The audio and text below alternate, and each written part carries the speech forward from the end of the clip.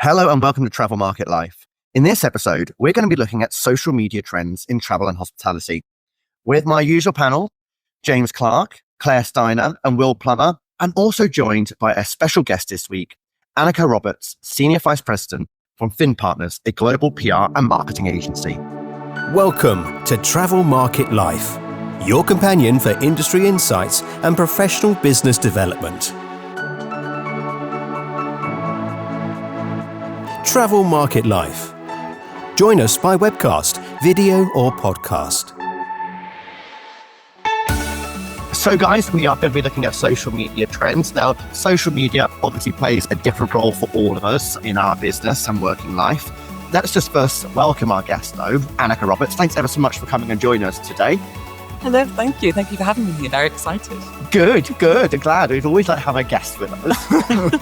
So I'm going to put you on the hot seat first. Oh gosh. How do you use social media? What's your favorite channel? Are you constantly tapping in to see the latest updates? Yes, always. I guess, my favorite, channel would probably be TikTok. It's probably where I get 99% of my happiness at the moment. So there's always just, a fun trend to watch.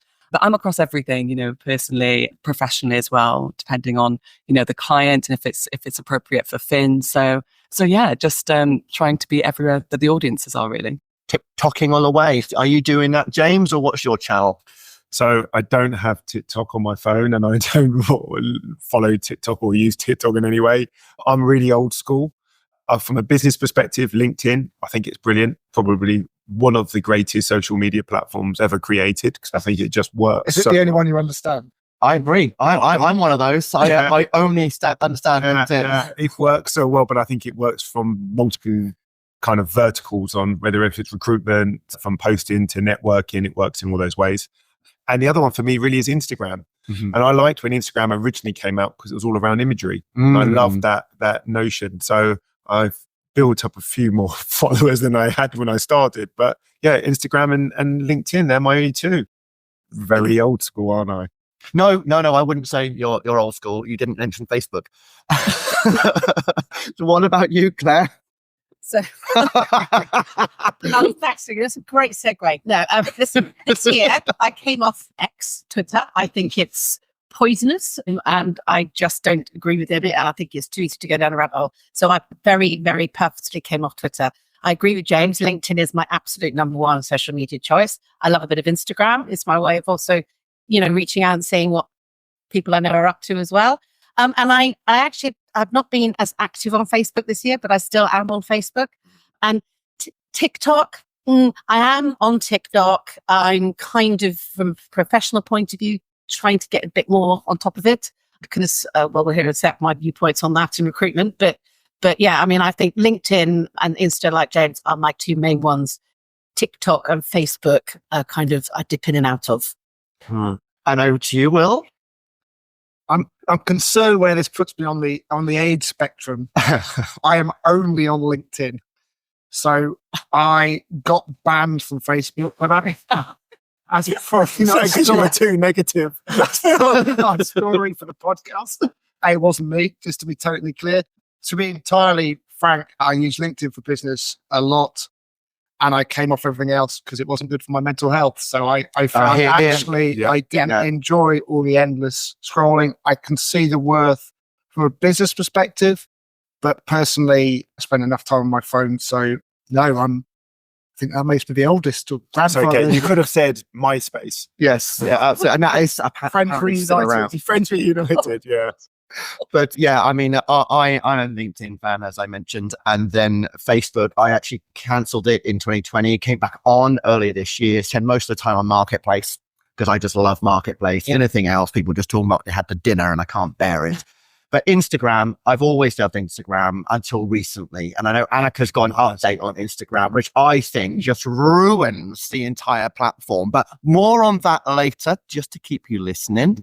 But first, let's have a look at where and how James, Will, and Claire use social media.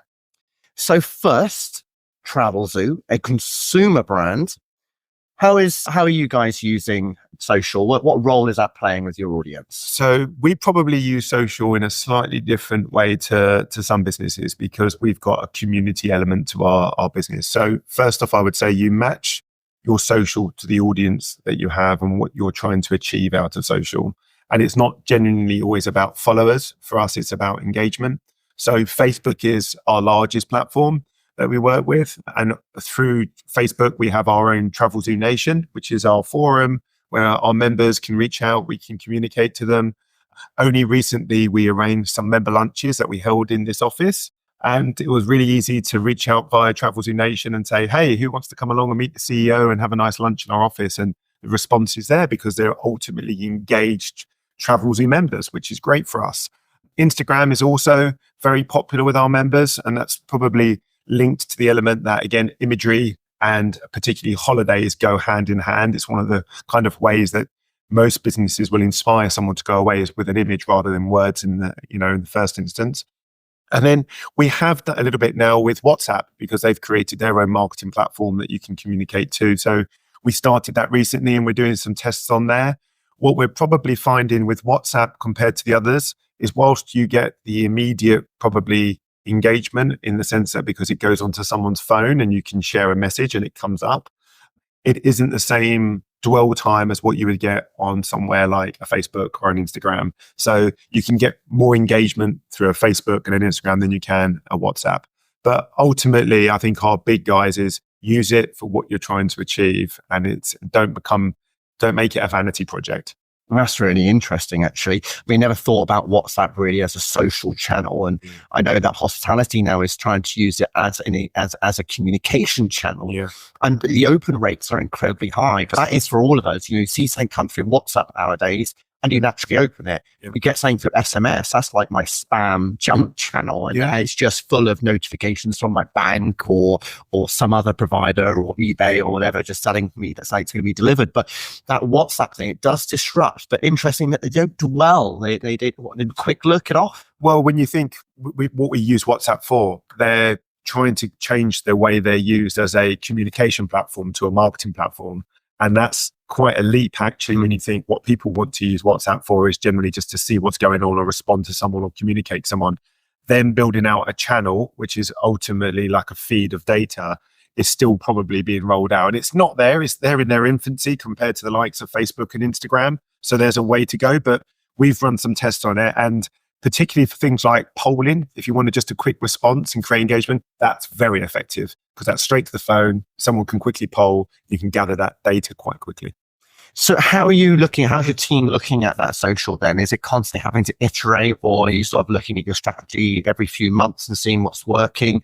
Any sort of way, except this last year, you've seen almost seismic change perhaps? So a little bit like our publishing element of our business, we have a forward quarterly schedule and then that gets overlaid to our marketing team. So if there's key stories coming out in the quarter, if we're communicating, for instance, if there's a campaign around all-inclusive holidays and we really want to send that out, they'll build a marketing campaign around that and then that will get pushed out to our audience.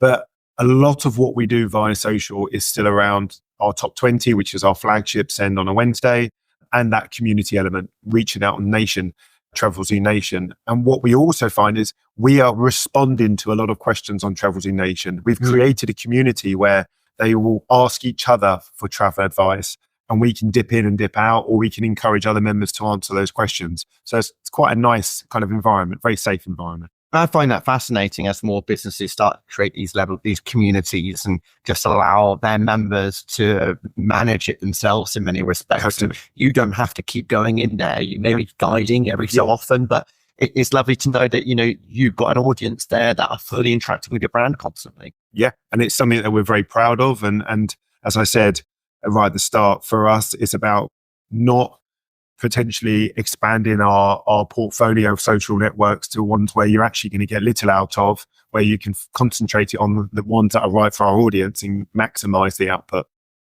Okay, so from looking at Travel Zoo, we're going to have how are B2B businesses using it? So Will, what's the role of B2B social media for you guys? It's very different to sort of what obviously what Travelzoo do. I mean, if you look at what we do in terms of the payments, insurance and financial protection space, it's not an aspirational product. So Instagram, we've kind of ruled out. I'm interested to hear what Annika has to say on that in terms of where we're going wrong. For us, LinkedIn is the big player. It's very much about that educational bit, that engagement bit. How can we connect and network with our clients, but also prospective clients?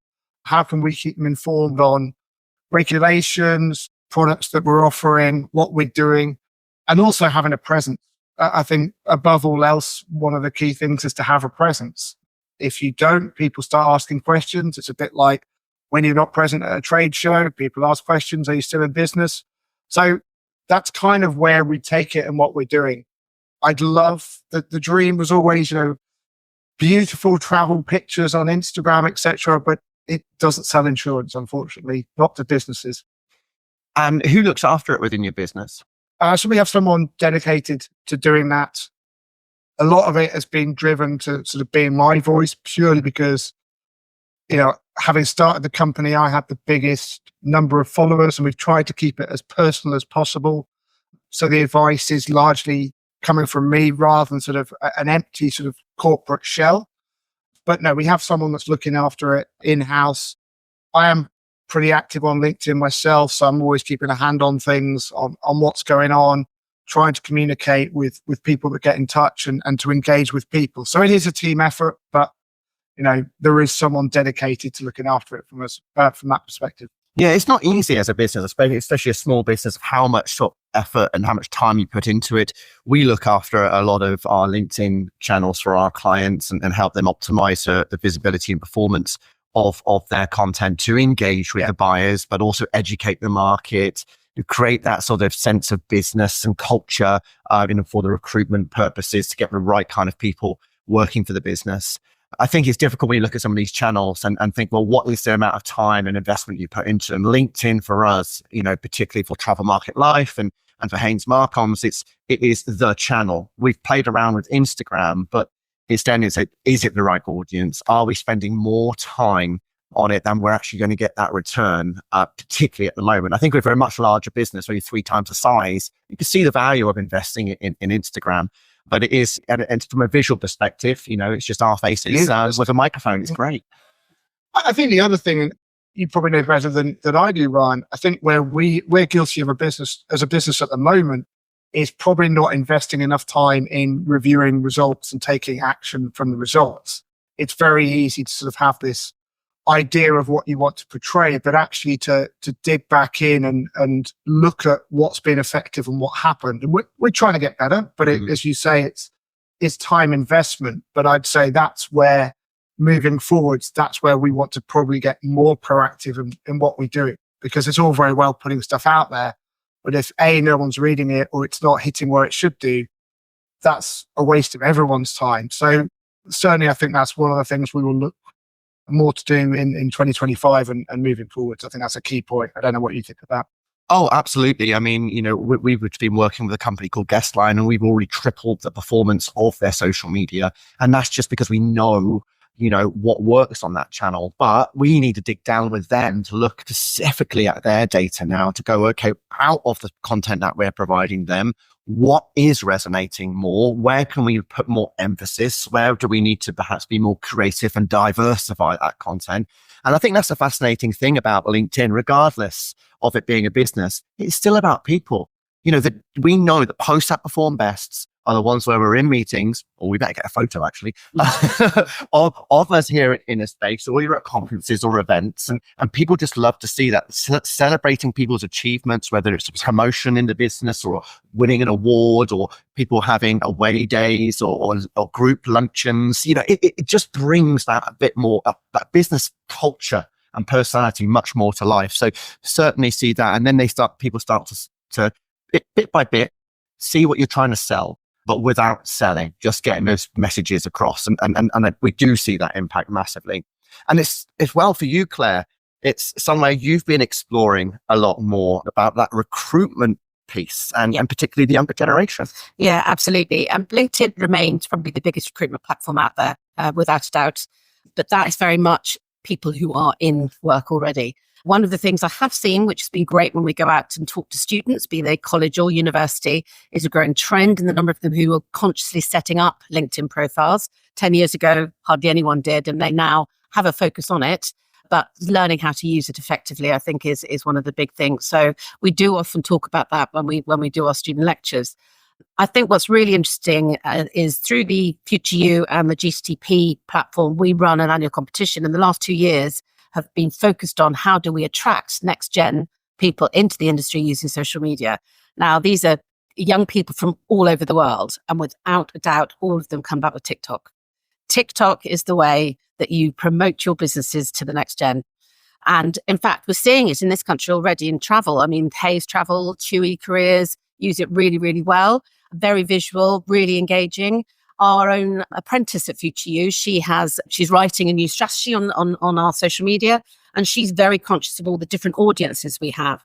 So when we want to promote stuff that we're doing, there are different messages out there, but very much in next gen, it has to be around TikTok and also Instagram, to be fair as well. I think the reels on Instagram are very similar to TikTok, and you can get that whole gamut then of people. And I think also the older generation are very much more engaged with Instagram. So actually you're getting to those people as well. So from a recruitment perspective, in terms of promoting our sector, I think TikTok and Instagram are brilliant.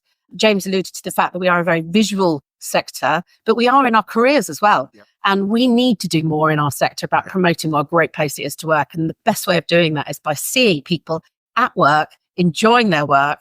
And the only way you can do that is through actual video. So for me, it's only going to get bigger, which is why one of the reasons I'm trying to get better at TikTok. I'm not going to be dancing around doing videos myself anytime soon, but actually getting a lot more video content on there, working with our apprentice. So exciting times, big developments. I'm sure there'll be some other tech platforms that will come over in the next few years. But at the moment, yeah, very much Insta, TikTok for visually representing work and attracting younger people and other people as well. But LinkedIn remains the place to go to when you're actually promoting work, careers and jobs vacancies. Yeah, it's interesting because I spoke to the Club La Santa, which is a hotel in the Caribbean, the Canary Islands, and also Marriott in Europe. And TikTok's a huge thing for recruitment, not selling the hotel or the services and products they have. It's all about how do they inspire and excite the local people to want to apply for roles there. So certainly here, that's a good thing. Now, Annika, you've been listening to us. It feels like it's agony aunt here.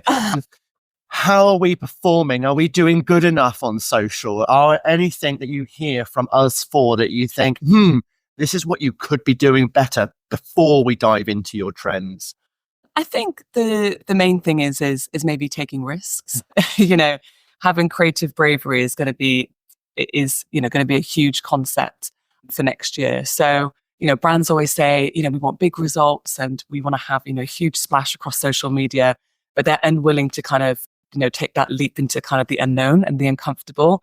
So with great risk comes great reward. So, taking those chances on content, I think you'll be able to see greater results. I guess you can figure out quite quickly if it's been a success or not. Yes.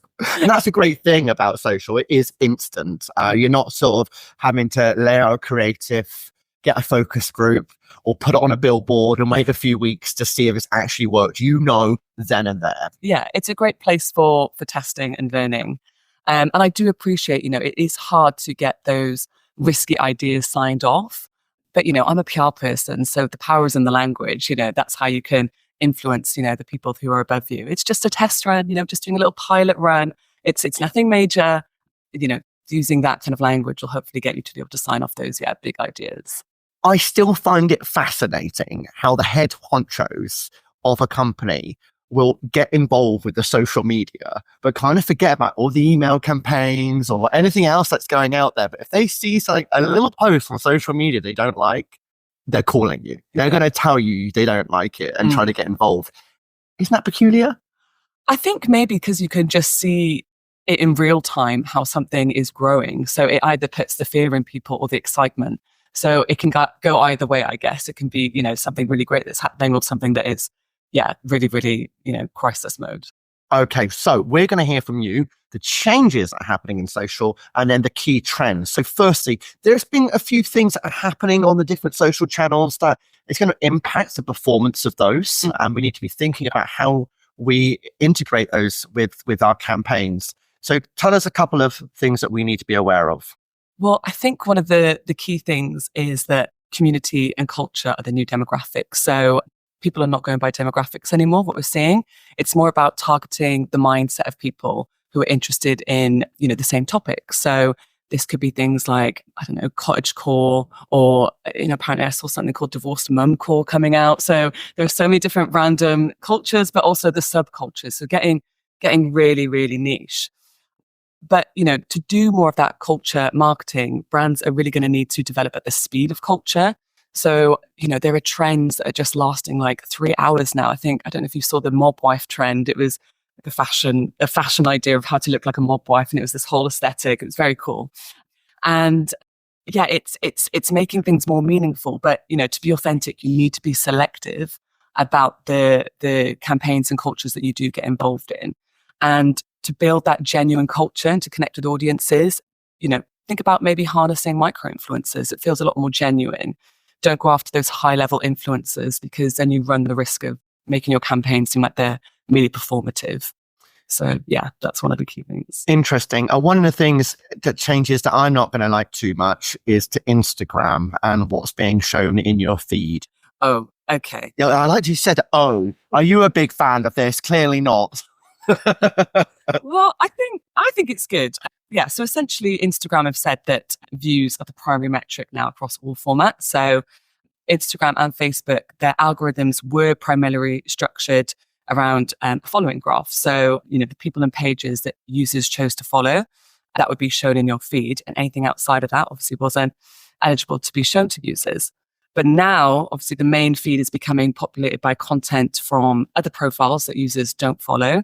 So the algorithm of Instagram is basically just suggesting the things that you like. So what's really interesting here is that, who users follow is no longer the biggest influence, obviously, in their in-app experience. So with that in mind, you need to be mindful that your follower count isn't the main metric anymore. It's all about, views and tracking that as the main metric. Now, I like that for a business because it's saying how good is your content performing. Mm-hmm. As a user, what's the point of me having followers? I want to follow someone. I want to see their content, but I can no longer see it. I can see the two ends of it. But certainly, I think as a content producer, yes, if you've got great, valuable content and it's being engaged with, clearly that's going to obviously be visible in those views. Mm-hmm. Another change, which from a B2B perspective, LinkedIn and how they're displaying video content, new carousels. Yes, there are.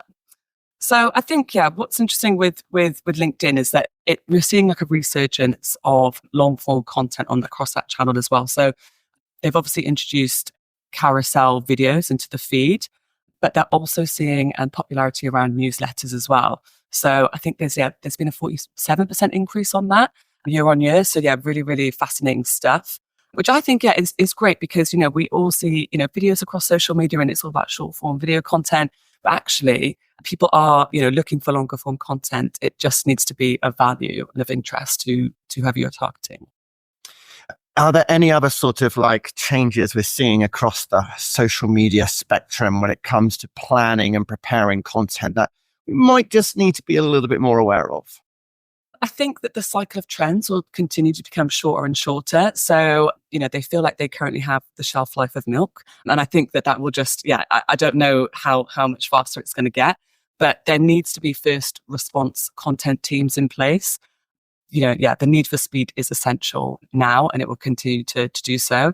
It might leave, marketers and PR professionals feeling really dizzy. So maybe we're going to see people like shun trends maybe in future and focusing on their own channels and maybe even creating their own trends and things like that. So one to watch. I'm not sure yet. Now, you mentioned obviously demographics, but the younger audiences that are now coming up, how are they starting to influence content from perspective of what they're looking for or what they're putting out there? Well, I think one of the main things are like key awareness days, for instance. does anyone really care about National Apple Day anymore? I don't think so. So it's, unless maybe you're Pink Lady. But yeah, I think it's really important to figure out what feels right, because, you know, this younger generation is really savvy. They can tell if a brand's heart and soul isn't into it. You know, if you want to be excited for the content that you're putting out there. Maybe it's a case that we're not going to need a content calendar plan in the future. Or if you still feel like you need that, maybe it's more effective to have something that's weekly or bi-weekly, but really kind of thinking about what, you know, the actual trends that matter. And it's not, you know, necessarily those key awareness days that just feel a bit lackluster. Now, one of the things that you said to me was, could 2025 be the year of the blog?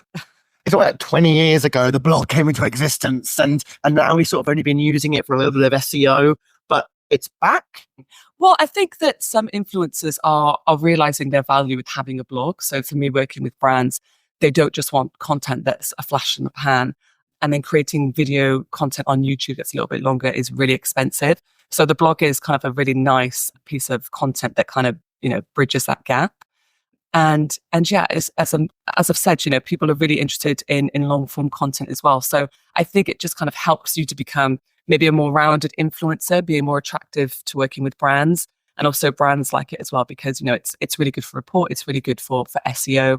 So yeah, I think it was a prediction for this year. I don't know if we've got there yet, but I definitely think if it's not a trend, I'm going to try and make it one, because it's something that will be really appealing for my clients.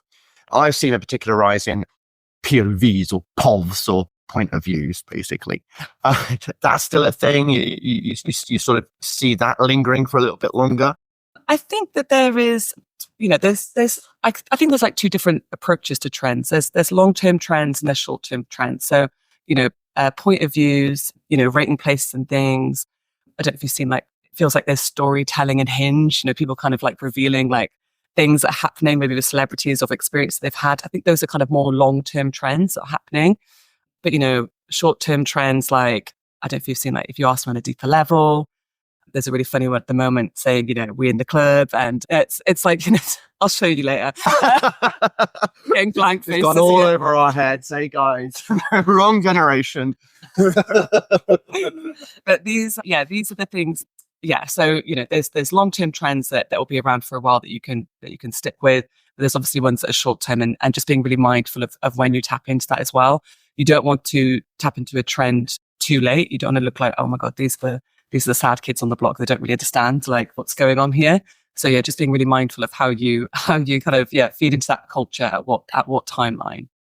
Now, you've touched on influencers a few times, and that is an area that's exploded. But you've kind of got to be careful how you engage and how you work with influencers, but also the approach that you take with them to maximize the impact for your brand, but get the most out of them. What are the key things and recommendations that you advise to your clients and companies that are exploring that? I think, you know, a lot of people feel like they can't afford influencers. So I would say that nano influencers are a really interesting area to explore. And a nano influencer is anyone between the follower count of 1,000 to 10,000. And they're really beneficial because, you know, involving them in your campaign early on is really good for your brand. And it also really helps to save costs on an activation as well. So we always need to remember that, you know, what actually does cause influence is not necessarily someone with the biggest numbers. It's someone who is actually going to listen to people. And that's, so yeah, I think nano influence is a really big one. Mm-hmm, mm-hmm.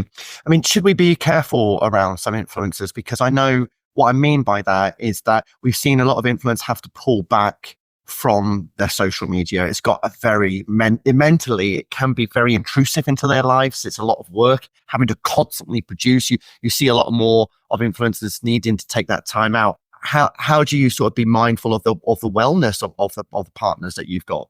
What with the influencers? Yeah, exactly. I think how an influencer manages their wellness. Sorry.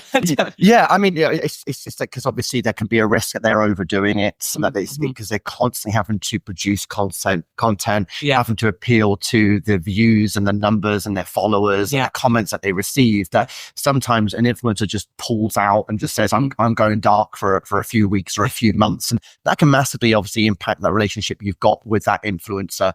But I guess at the same time, being aware of that and how you can support them so that they they got wellness within themselves to support you in that campaign? Yeah, I haven't experienced that yet, but I've definitely had conversations with influencers where they've talked about, the sheer volume of comments that they get and, how they deal with the negativity. And I think it just takes a strong-minded person, really. And, knowing their values and knowing who they are and feeling comfortable to, put things in place. They say, they've said that they might announce that they're doing like an hour Q&A. So like, okay, I'm going to answer all your questions now. And then that's kind of with, I guess, them having a boundary around them and their followers if they feel like it is getting a bit too overwhelming. Interesting. Diversity also, you need to be considering diversity as well, because, I guess the reach of their audience and as well as how it's representing your brand. Yeah. I think that, a lot of people can be frustrated at thinking about diversity at the end of a campaign. And the difficulty then is that it kind of feels like it's just an afterthought. And again, like we want authentic content and that feels like it's really performative. So making sure that you're involving, people of diverse backgrounds right at the start of the idea of the campaign will make sure that you have, a better campaign overall with, messaging that speaks to a lot of people, but also making sure that you're keeping the community happy as well. Excellent. Wow. Thank you very much, Annika, for giving us those insights. Absolutely fascinating indeed. And hopefully our audience will be able to get a lot out of that and apply that to their campaigns. This has been Travel Market Live. You've been listening to the social media trends for 2024-2025. Thanks ever so much. And we look forward to speaking to you soon. For more, go to Travel Market Life. The music sensation by Zach Nelson is reproduced under license from Storyblocks. Travel Market Life is a Haynes Marcoms digital marketing agency production, serving the travel and technology industries.